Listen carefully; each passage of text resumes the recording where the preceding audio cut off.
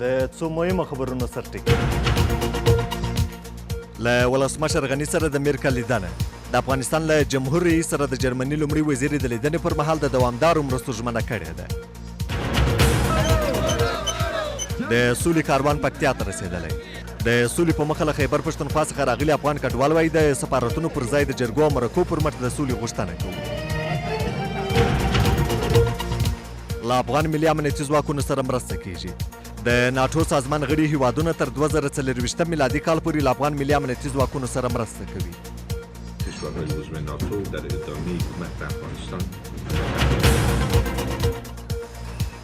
او د ټرمپ پر ضد لاریونونه سوي.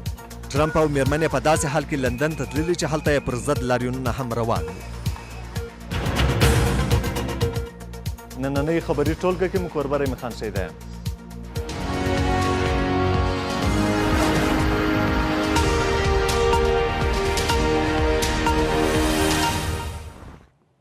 ستړی مسئ جمهور رئیس غني د جرمني له لومړي وزیر سره وکتل او په دې کتنه کې د دواړو لورو د ترمنځ د امنیتي او دفاعي ځواکونو د پیاوړتیا د سولې د بین الافغاني مذاکراتو او ټولو پاموړ موضوعاتو باندې به خبرې شوي دي.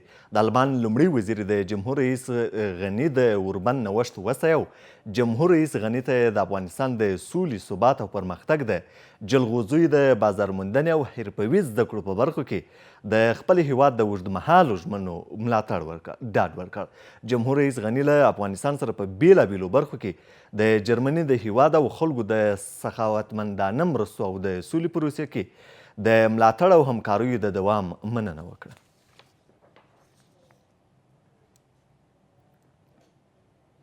له خیبر پښتونخوا څخه راغلي د افغان کډوالو د سولې کاروان پکتیا ته رسېدلی دی. کم و زیات یوه میاشت وړاندې یو شمېر ځوانانو د خیبر پښتونخوا له پېښور څخه د سولې په موخه باندې پلی حرکت پیل کړی و. له ننګرهار، کابل او لوګر څخه وروسته تېره ورځ پکتیا ته رسېدلی دي. دوی وایي د سفارتونو پر ځای د لوی پکتیا له دودونو سره سم د جرګو مرکو له لارې به له وسلوالو طالبانو سره اړیکې نیسي او د سولې غوښتنه به ورڅخه کوي.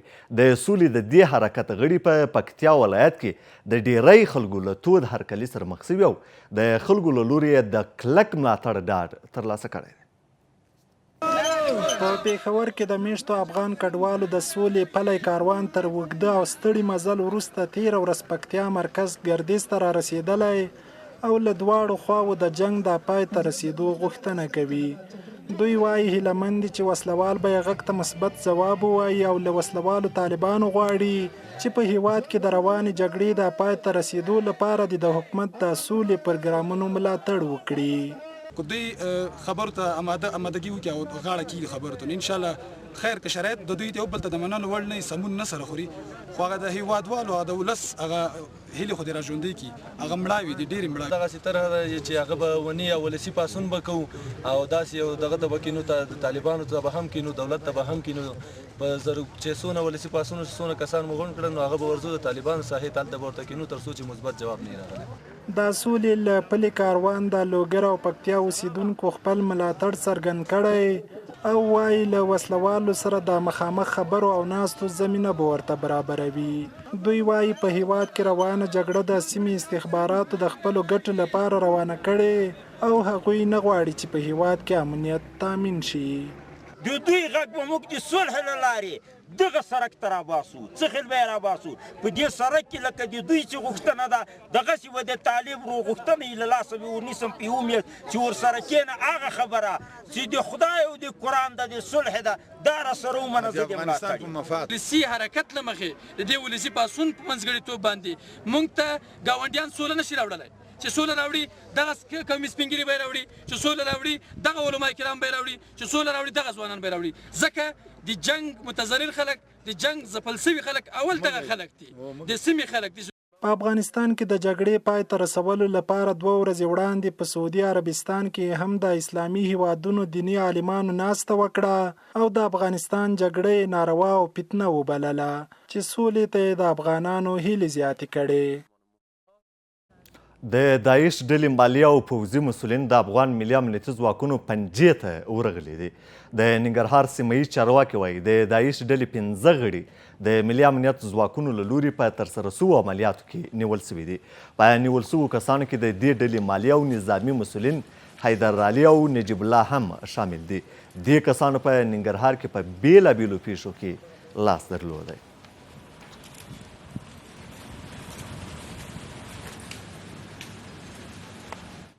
ناټو سازمان په برکسل کې تر 2 ورځنۍ غونډې وروسته پریکړه کړې چې له افغان ملي امنیتي ځواکونو سره به تر 2024 کال پورې خپلو مرستو ته دوام ورکوي. ناټو سازمان وایي چې د دې سازمان مشرانو پریکړه کړې چې تر 2024 کال پورې به هر کال له افغان ملي امنیتي ځواکونو سره $1 میلیارډ مرسته کوي. دا چې ټرمپ یې په اړه باندې څه وایي هغه به په راپور کې وګورو.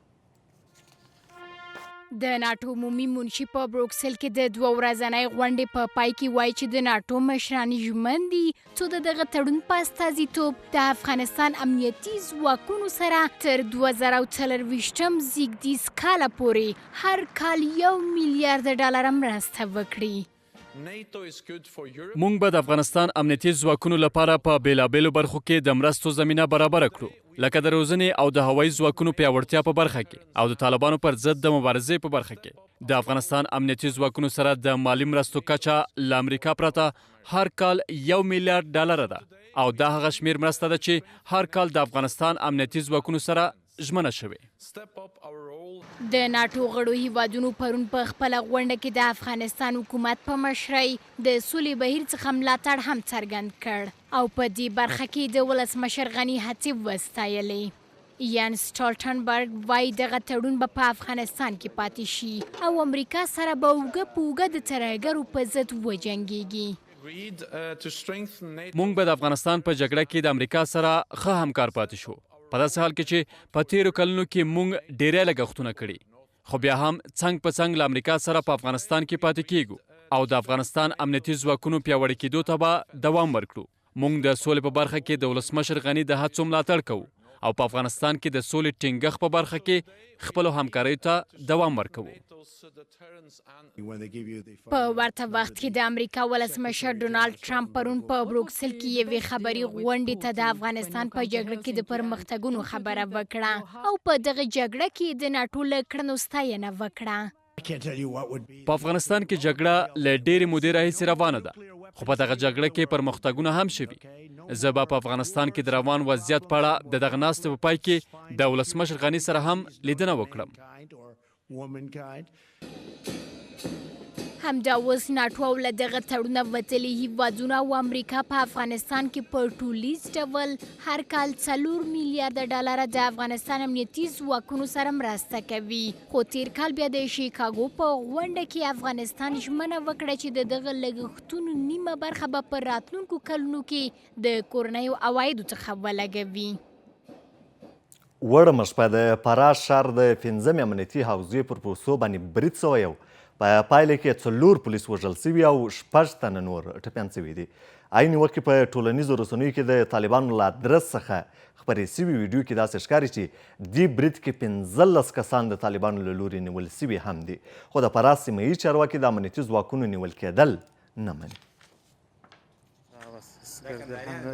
هغه ویډیوګانې چې په ښکاره طالبانو په فراه کې له جګړې وروسته ثبت کړي، دغه ویډیوګانو کې ښکاري چې طالبانو 15 پولیس سرتیري اسیر نیولي. ډېری دغه سرتیري ټپیان دي. د فراه سیمه ییز چارواکي نه تاییدوي چې دغه انځورونه د فراه ښار د 5مې حوزې دي، هغه ځای چې طالبانو پرې وړمه ورځ برید کړی او 4 پولیس یې وژلي او 8 نور یې ټپیان کړي. 4 نفر از ما شهادت رسیده و 6 نفر هم زخمی داریم که صبح محیط ولایت از آنها بازدید کردن و شفاخانه رفتن. بعد مخالفین مثلا 5 نفر کشته دارن و 8 نفر زخمی. نه اون ویدیویی هست که شاید از جای دیگه بوده باشد، چون حوزه 5 امنیتی ما اصلا همچین ساحی نداره، همچین تعمیری نداره. د فراه اوسیدونکي هم د طالبانو بریدونو په ځواب ویلو کې سیمه ییز چارواکي بېوسه یادوي او زیاتوي چې وړمه شپه 200 طالب وسلوالو د پرمختللو وسلو سره د فراه ښار په 5مه امنیتي حوزه برید وکړ. د ولایتي شورا یو شمېر غړي هم خبرداری ورکوي که چیرې دغه ښار ته مرستندویه ځواکونه وانستول شي فراه به د طالبانو لاسته ولویږي. زه پر مرکزي حکومت باندې دا غږ کوم که چیرې و فراه ته دوی توجه ونه کړي او اضافه قطاعات راونه لېږي او زموږ د فراه فضا دوی په هوایي طاقتو باندې چې د حمایت قاطع دي دوی خپل تر کنټرول لاندې راونولي د فراه ولایت به عنقریب د سقوط سره مخامخ کیږي. مسئولینی که در این جا هست مسئولین توانایی با این نیرو بیشتر از این نداره. دینشو به کارگینکان آمدن 200 نفر حمله‌ور شدن با سلاح دوربیندار با توپ 82 تشانه‌ای با دشکه با حتی با آنوی دیوار امون محوطه یا بیز شکستاندن با تانک داخل حوزه شدن. 2 میاشتې وړاندې طالبانو د فراه په مرکز برید وکړ او تر هغې د امنیتي ځواکونو سره جګړه وکړه چې دغه ښار سقوط ته نږدې شوی و. خو د پوځ او پولیسو د ځانګړو ځواکونو په رسېدو سره طالبان په شا وتمبول شول. بیا هم هرکلی ملي دفاع وزارت وایي د غزني ولایت په ناوی ولسوالۍ کې د طالبانو پر یو پوځي غونډه باندې هوایي برید کړی چې له امله یې 24 طالبان وژل سوي او 18 تنه نور ټپیان سوي دي. د 203 تن د القرې اردو اعلامیې کې راغلي چې دې غونډه کې د طالبانو د واکمنۍ پر مهال د دې ډلې د دفاع وزیر امیر خان متقي د کوټې شورا غړي ملا خلیفه او ملا شاه محمد همدارنګه د غزني لپاره د دې ډلې والي ملا یوسف او د پکتیا لپاره یې والي ملا سید الماس هم شتون درلودی چې د برید په پایله کې امیر خان متقي ملا خلیفه ملا شاه محمد او ملا یوسف ټپیان سوي دي. دا چې په دې اړه باندې نور څه ویل کېږي هغه به په راپور کې وګورو. طالبانو وړمه شپه د کندوز ولایت دشترچي او خواجهغار ولسوالیو په منځ کې په موبین پله برید وکړ او دغه نښته پرون تر غرمې وروسته روانه وه. هغه نښته چې د ریپورټونو پر بنسټ پکې نږدې د پوځ 10 سرتیري وژل شوي او 18 نور ټپیان شوي. خو د پامیر شلمې فرقې قمندانۍ بیا وایي چې په دغه نښتو کې 25 افغان سرتیرو ته مرګ ژوبله اوښتې. د دغه قمندانۍ د ویان په خبره په نښتو کې 50 وسلوالو مخالفینو ته هم مرګ ژوبله اوښتې. په ورته وخت کې د غزني سیمه ییز چارواکي وایي چې د یاد ولایت په قرهباغ ولسوالۍ کې د طالبانو او سیمه ییزو پولیسو ترمنځ د څو شپو ورځو نښتو وروسته دغه ځواکونه له خپلو 15 پوستو څخه په شا کیږي او د طالبانو لاسته لویږي. همدارنګه ویل کیږي چې طالبانو 3 بار وړونکي موټرې چې خوراکي توکي پکې بار وو او 4 مسافر وړونکي موټرې برمته کړي. پرسنل امنیتی پلیس محلی ولسوالی قرهباغ به صورت خودسرانه پوسته های خود را ترک کردند و پوسته ها را برداشتند. زمانی که اینا پوسته ها را میبردارند طالبان مسلح این پوسته ها را صاحب میشن تسلیم میشن. یقینا از امی مجرا تعدادی از مردمان ما را با وسایتشان به گروگان بردن به گروگان گرفتن. د غزنی ولایتي شورا غړو په وینا اوس مهال د جاغوري ولسوالۍ لاره هم تړلې ده. په ورته وخت کې د غزنی والي ویان یوازې د یوې پوستې سقوط تاییدوي او وایي چې د برمته شویو کسانو بیرته خوشي کېدو لپاره هڅې روانې دي. خوشبختانه مسافرین را رها کردن ولی 4 راننده و 4 موتر در نزدشان باقی است که مذاکرات جریان داره انشالله که اونا هم آزاد میشه. به این خاطر یک پوسته تعداد از پرسنلش پوسته را رها کرده به رسم اعتراض که مربوط پلیس محلی جاغوری میشه. اونا به رسم اعتراض پوسته را رها کردن و در جایشان تعدادی از سربازای دیگه جابجا شده. ولی ای که برخی از ادعاها موجود است مبنی به اینکه 5 پوسته را رها کردن نادرست است. په غزني کې سیمه ییز چارواکي په دې باور دي چې د امنیتي ځواکونو نه تجهیز کېدل په دغه ولایت کې د جګړې تودېدو لامل شوی. نمیشه که با یک کلاشینکوف واقعا او هم با عدم تجهیزات با عدم مهمات کافی با عدم وسایط کافی با عدم استحکامات پوسته ها واقعا ما نمیتونیم در برابر از این دشمن استادگی بکنیم. د ریپورټونو پر بنسټ د فراه په ښار کې د پولیسو په یو بلې پوستې برید کې 4 پولیس وژل شوي او 8 کسه نور ټپیان شوي. په پنجشیر ولایت کې د غره د ښویېدلو له امله د سیند اوبه سیلاب ته ورته روانې سوي دي چې په پایله کې د 2 ښځو په شمول 6 کسان وژل سوي او سلګونه کورونه له منځه تللي دي. دا طبیعي پیښه وړمه ورځ رامنځته سوې ده. د پنجشیر سیمه ییز چارواکي وایي چې د بیړنیو مرستو ټیمونه سیمې ته رسېدلي دي. دا چې دا پیښه څه ډول رامنځته سوې ده هغه به په راپور کې وګورو. د طبیعت طغیان د پنجشیر اوسیدونکو ته د مالي زیانونو ترڅنګ د سر زیان هم اړولی دی. د پشتغور غره په لوړو کې د دې طبیعي ډنډ د دیوال ماتېدل په خپل مسیر کې ودان کلی وران کړی دی. دې پیښه کې لږ تر لږه 6 کسانو خپل ژوند له لاسه ورکړ. در نتیجه این تخریبات و ضایعاتی که آمد الحمدلله تلفات جانی مردم به تناسب حادثه کم است. تا حالا که چیزی که دیده شده 4 مرد لادرک است همراه 2 خانم و یک موتر هم که در حرکت بوده و از دور وطنداران میبینند یک موتر کرولای خورده که در اون شب در پیک سیلاب برابر میه. خیزنک بخیر که سیلاب اومد اما پایی نیموسرد اومد اینجا سرای بزنده موتره را بازار خانه همه را 5-6 نفر هم فعلا ناپدید است. همداشان د پنجشیر د لومړنۍ برخې زیات شمېر اوسېدونکي دې طبیعي پیښې له امله بېځایه شوي دي. لږ تر لږه 140 کورونه او 7 جوماتونه هم ویجاړ شوي دي. یکی از قریه‌های 4 قریه مسمای 4 قریه قدیمی که به نام پشتغور است 95% در اثر ریزش این سیل از بین رفته و تخریب شده. د پنجشیر سیمهیز چارواکي وایي زیانمنو کسانو ته د مرستو رسولو هڅې پیل شوي خو دا مرسته ورته بسنه نه کوي.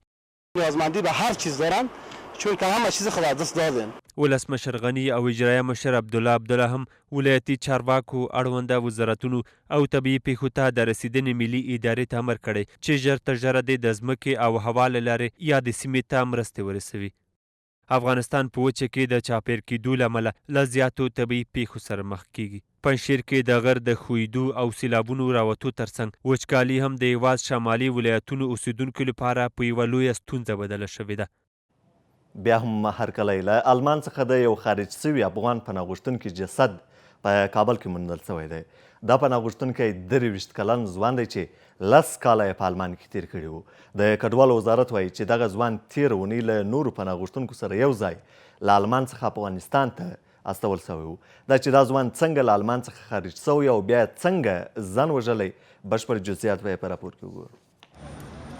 د سه شنبې ورځ غرمه مهال چې روښانه شوه په دغه هوټل کې یو کس ځان وژنه کړې. جمال ناصر په موقت استوګنځی کې داسې ځان زندۍ کړی. د دغه کار لامل له جرمني څخه د هغه ایستل یاد شوي. هغه ځای چې 10 کاله عمر یې پکې تیر کړی و.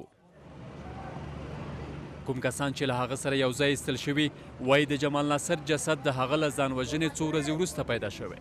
هغه یوه اونۍ وړاندې له آلمان څخه وایستل شو او دغه هوټل کې میشت و. سه‌شنبه این هفته تمام هتل ها خیلی بوی بد خیلی بوی نامزان گرفته بود که متاسفانه اصلا نمیشد در هتل 5 دقیقه استاد شوید. بعد نگهبانای هتل سکیوریتی های هتل یا پیگیر شدن قضیه چیز بحث فاضلاب هست چطور هست قضیه را پیگیر شدن دیدن که در منزل 4 یکی از 16 نفر خودکشی کرده بود. جمال ناصر 23 کاله عمر لرو. ویل کېږي چې له ستنېدو وروسته هغه هرات ته لیږدول کېدو. د هغه جسد په عدلي طب کې دی او په دې اړه څېړنې هم روانې دي. د کډوالو بیرته راستنېدونکو چارو وزارت وایي دغه ځوان یوه اونۍ وړاندې له 8 پناه غوښتونکو سره له آلمانه شړل شوی و. اخراج اجباری میشه باعث مهاجرت های دوباره شوه. اخراج اجباری میشه باعث تکالیف روانی هموطنان ما شوه. به همین منظور انتظار ما از کشورهای میزبان به خصوص کشورهای اروپایی است که در بررسی کیس های پناهجویان افغان شرایط و مشکلات ناامنی افغانستان در نظر بگیرند. دغه پیښه له زیاتو غبرګونونو سره مخ شوې. د کډوالو نړیوال سازمان له آلمان او نورو اروپایي هیوادونو څخه د پناه غوښتونکو جبري ایستل له ضرره ډک یادوي. به فامیل خود هم اینا به آسانی رجوع کردن نمیتونن چون اونا هم سرمایه‌گذاری کردن بالای ازی و اینا هم به یک امیدی اونجا رفته بودن که برای یک دستاورد پس میاین و بالاخره اینا جبران اخراج میشن. این عواقب خوب نداشته و نمیداشته باشه و این باعث مهاجرت‌های دوباره از تعداد مهاجرین به کشورهای میزبان میشه. دغه ټکان ورکوونکې پیښه له هېواده بهر هم د آلمان د کډوالۍ سیاست پر وړاندې له غبرګونونو سره مخ شوې. خو د آلمان لوړپوړي چارواکي د کډوالو په بیرته ستنېدو ټینګار کوي. زه اوس د افغانستان په اړه وایم. زما د زوکړې په 29مه کلیزه 9 افغان کډوال بیرته خپل هېواد ته واستول شول. خو دا کار زما په امر نه دی ترسره شوی. په تیرو پروازونو کې 10 پناه غوښتونکي بیرته استول کېدل چې د دغه 10 کسانو لپاره 52 ساتونکو ته اړتیا وه او فکر کوم چې په دې برخه کې نورې هڅې هم روانې دي. اوس مهال له 15,000 پورته افغانان په اروپایي هیوادونو کې ژوند کوي چې ډیری یې په آلمان کې د خپل برخلیک معلومولو په تمه دي، خو لیدل کېږي چې په دغه هیواد کې د کډوالۍ په اړه له سختو قوانینو سره مخ شوي او ډیری یې بیرته خپل هیواد ته استول شوي. د سعودي عربستان پاچا په سعودي عربستان کې د افغانستان د جګړې په اړه د دیني عالمانو د غونډې ستاینه کړې ده. ملک سلمان په جدي او مکې مکرمې کې د افغانستان د دیني عالمانو په شمول د اسلامي نړۍ له نورو عالمانو سره د لیدلو پر مهال د دې غونډې د جوړولو ستاینه کړې ده. د سعودي عربستان باچا د دې غونډې د جوړولو رول د افغانستان د جګړې د کابو کولو او ختمولو په برخه کې ډیر مهم بللی او دا یې هم ویلي چې دیني عالمان کولی شي چې په اسلامي هیوادونو کې د جګړې د پای ته رسولو لپاره مهم رول ولوبوي. په سعودي عربستان کې د دیني عالمانو 2 ورځنۍ غونډه وړمه ورځ د یوې 7 ماده ییزې اعلامیې په خپرولو سره پای ته ورسېدله. دې اعلامیې کې د ځانمرګو بریدونو په شمول د مسلمانانو وژل او د افغانستان روانه جګړه حرامه بلل سوې وه، خو طالبانو بیا په یوې اعلامیې کې دغه فتوا د امریکا طرحه بللې ده. د اسلامي نړۍ دیني عالمانو د لومړي ځل لپاره د کعبې شریفې ترڅنګ یوه غونډه کې د افغانستان د روانې جګړې په اړه خپل دریځ اعلانوي. دغو دیني عالمانو په خپله وروستۍ اعلامیه کې د افغانستان جګړه ناروا او دغه هیواد کې د خلکو وژنه حرام وبلله او له ښکېلو غاړو یې وغوښتل چې د خبرو میز ته سره کښېني. د سعودي عربستان پادشاه هم د غونډې په پای کې له دیني عالمانو سره خبرې کړې دي. ملک سلمان ویلي دیني عالمان کولی شي چې د اسلامي هیوادونو د سولې او امنیت په برخه کې د پام وړ ونډه ولري. هغه د افغانستان جګړې په سوله ییز حل کې د خپل هیواد پر ژمنې ټینګار وکړ. هیڅوک تر تاسو زیات د دې وړتیا نه لري چې اسلام او مسلمانانو ته خدمت وکړي، خپلې کلمې متحدې کړئ او له اسلامي نړۍ نه د افراط پالنې او ترهګرۍ ریښې وباسئ. موږ نن ډېر خوشبینه یو چې ستاسو هڅې هیلو ته د افغانستان د خلکو د رسیدو او یوې نوې پاڼې د پرانیستو لامل ګرځي. دا کار خبرو اترو مصالحې او زغم ته اړتیا لري چې اسلام یې سپارښتنه کړې ده. عربستان کې د اسلامي نړۍ د عالمانو اعلامیه او د افغانستان د جګړې ناروا بلل د افغان حکومت او د سولې د عالي شورا له تود هرکلي سره مخ شوي دي.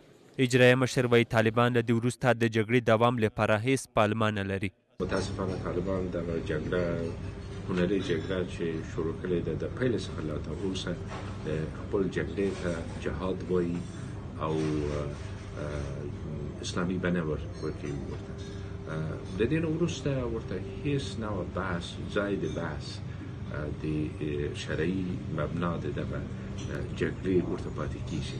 هم د دین له اړخه پر طالبانو باندې ډېر مثبت تاثیرات درلودلی شي او بالخصوص دا د اسلامي علماو چې د ټول نړۍ علما ته راټول شوي وه دلته د افغانستان غمیزه د دین له اړخه څېړله یا د سولې او ثبات په اړه باندې دلته غږېدله.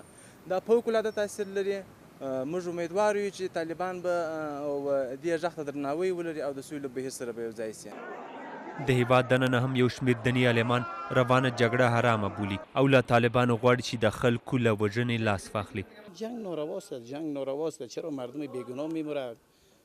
اطفال ما یتیم میشود، زنهای ما بیوه میشود، بالاخره از تربیه پدر و مادرشان محروم میشوند، بالاخره به دستای خراب و به کار خراب خلاف شریعت دست میزنند، به سرپرست کلان میشوند. همه کارهاشون از اینکه به خاطر تطبیق یک چیز صدها قانون دیگه اسلام از بین میره. خو طالبانو بیا په یوه اعلامیه کې ویلي چې د عربستان په ناسته کې د اسلامي نړۍ هیڅ نوموتی دیني عالم شرکت نه دی کړی او ډیری ګډونوالې د دولتونو رسمي مامورین دي. طالبانو دا ناسته د امریکا پروګرام بللی او اعلان یې کړی چې خپل جګړې ته به دوام ورکوي.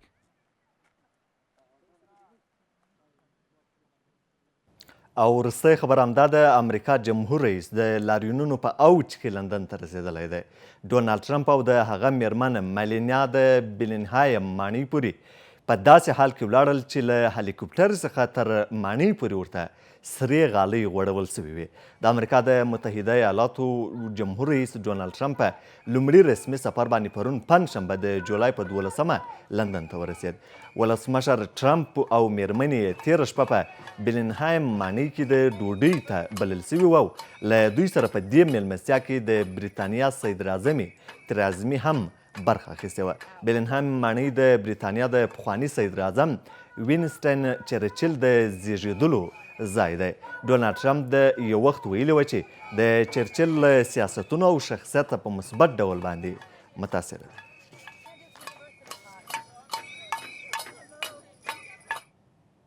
نننۍ خبري ټولګه مو همدومره وه. له ملتیا مو مننه کوم. تر بیا ښې چارې.